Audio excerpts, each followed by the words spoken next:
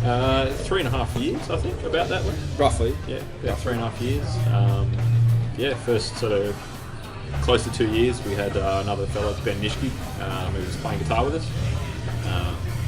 And then we sort of had a bit of a hiatus and had a bit of a break, and Jared came on board, and we've only really played a handful of shows the last sort of year, just with different commitments and stuff. But that's how it came to be. 3.5 years, and hopefully finishing up next week. Yeah. It started just as a sort of a random drunken chat when we were a bit younger, and then it just sort of could never find band members because obviously it's a bit of a weird style. But then we sort of came across a random guy and like Ben, and he could just do it all. Yeah. And he learnt so much so quickly, and we was just like, this is awesome. So I'll admit, for me personally, like I can't speak for anyone else in the band, but for me personally, it was probably the last show we did with Nishki.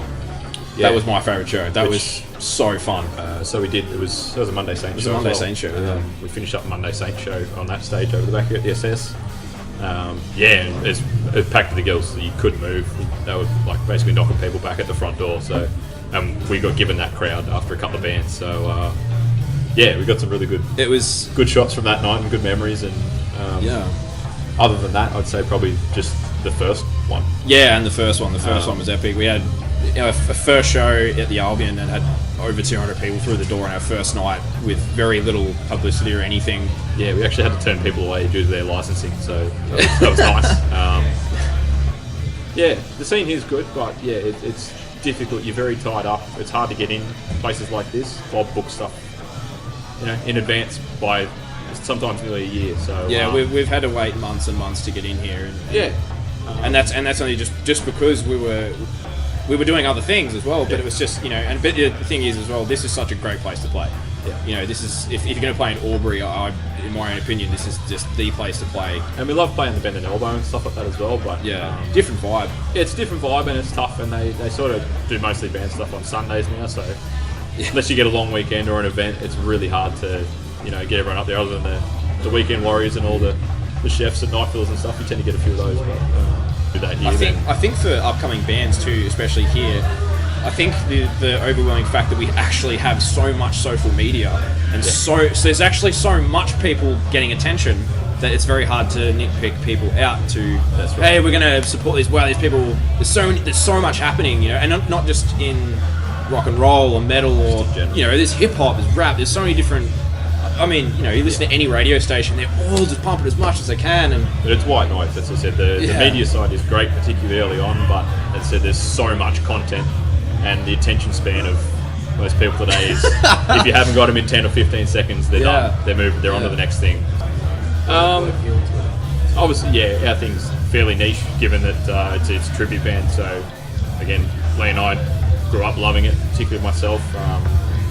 Good friend of mine from school got me in a Californication album, and I'd been hooked ever since, and then went back through the catalogue once I had the money to go and buy some albums and stuff, and he obviously heard me flogging the shit out of it at home when we grew up together. And our sister as well, like we have an older sister that just flogged By the Way. I remember By the Way, they've always been on. And then Tim was the same. Tim's grown up on it, and there's back to that chemistry thing of knowing that it was so easy to start with.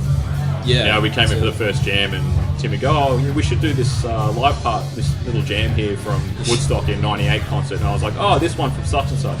And we'd play that within, straight away. He's like, that's it. And that was in the set. It was that easy. It was like our knowledge of that background and stuff. So that's why we chose to specifically do this tribute show and go all out and do, the costumes and sort of emulate their live stuff, which is most of it's based around the Slane Castle DVD. But the big thing is that no one was doing it, especially in Australia. Like we researched for a while, be like, are we going to get away with this sort of thing? Because there's a lot of other people were doing it, and we might get not so much in trouble, but we didn't want to step on anyone's toes, really.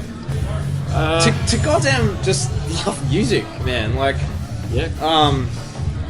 and having people come out and just love just a bunch of random dudes that are from here getting into something they love, and we have had nothing but positive from any of this. Like, it's been hard in bits. Like, I'll admit, as any band, it's been friggin' hard. But as a legacy thing, like, I think the community side of it. Yeah, the community side has just been so awesome. As said, packed out house here who all know and love the songs as much as we do, and we can't hear ourselves on stage for the people singing the words. Even to songs that bit of fill in between some lesser known B-side stuff, and people are screaming the words at you. We're thinking, most people won't even know what the hell this song is, let alone heard it. And there's 200 people singing. You go, wow, their stretch is huge. You can see it in them as well, as they're all singing at you. They got so much emotion. That's why as much as you do, and so much commitment as much as we do. Yeah, try to get in the crowd as much as we can. I'd like to give a shout out to someone if he watches this or whatever. Big thank you to all the hard work of Ben Nishke, who was with us before. Who started this with us and was just he's my best pal in the world. And I saw him play a couple of months ago, and he just killed it, and it was awesome. It was so good to see him on stage again. Colossal guitar player, and just a legend of a dude. Awesome company, and I said none of it would have happened. We were hitting wall after wall after wall trying to find guitar players, and we tried a few different people, and so Benny just put the work in, and he bought the gear, and he just turned up and made it easy and fun. And said that's probably the main thing we'll miss. And thanks just to all the people that came to our shows and enjoyed it and loved it as much as we did. Yeah. And come to the final show next weekend at SSNA, which is where we're currently at. So 9 on the main stage. We're going to put on basically everything we can muster and try and a few surprises, a few old things, some stuff that people are used to seeing us, and some new stuff as well. And we just really hope we can go out with a bang and everyone comes down and has a dance and. Sees us off with style. Yeah. That's what we can really ask for.